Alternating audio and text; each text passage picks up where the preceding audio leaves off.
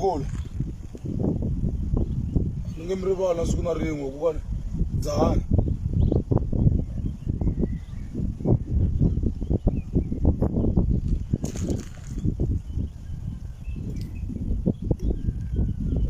ni nge mi rivali magogo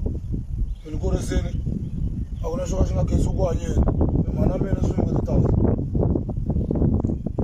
ndlela basani magogo a va right ka vutomi bya mina ni n'wi ta va right ni nge mi rivali hi leswo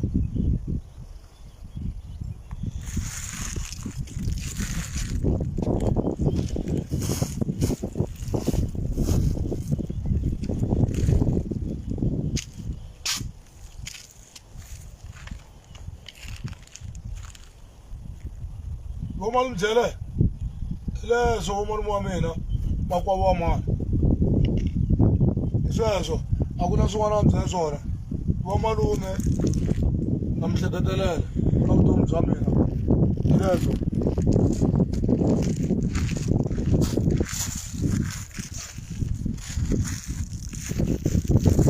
vomalume hi leswo ona kwala xikazini a sika dyambu makwavo wa mani hi leswo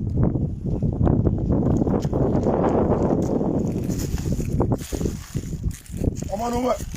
hi sweswo hi kona xikazini vutomi bya mina ku rili hluphekile hi leswo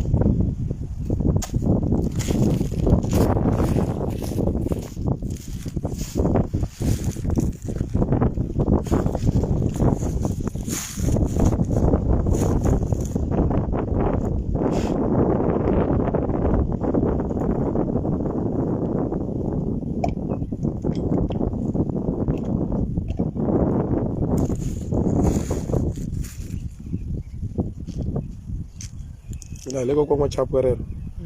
rona mkhegula va nga kurisana no kokwana wa Chapu loyi a vulavulaka i manager Philani hi mina ni nga ku tirheni na Papa Rhulani eka timhaka ta music lexi a ni ta vula xona kokwani khensa ku va sweswi a hi hlamusetaka swa kahle mi nga swi endla nyamuntlha hi loyiwani u le ku hloniphiweni hi vanhu va le ku n'wi tsakile no tsakisa vanhu hi music wa xichangani laha a nga ku rhandziweni hi vanhu swinene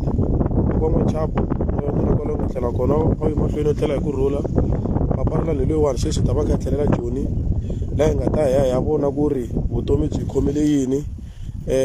laha hi va ku karhi hi vitaniwa ka tindhawu ta ku hambanahambana ku hi famba hi ya nyanyula vanhu so tanihi manager ntwa namuntlha ni khensa ku va ni kuma opportunity kokwana wa Chapu ya ku va hi mi tingomeni tlhela ni ta ni ta mi vona laha mi nga wisa kona loko ni twa matimu ya n'wina lama nga ma hlamuseta u ri mi n'wi kurisini mi n'wi endlela swilo hinkwaswo leswi nga olovi mi ve mhani ngopfu aka yena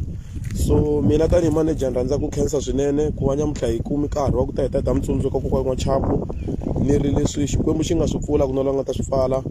Papa Rhulani u ri avuxeni a xibazini hi leswo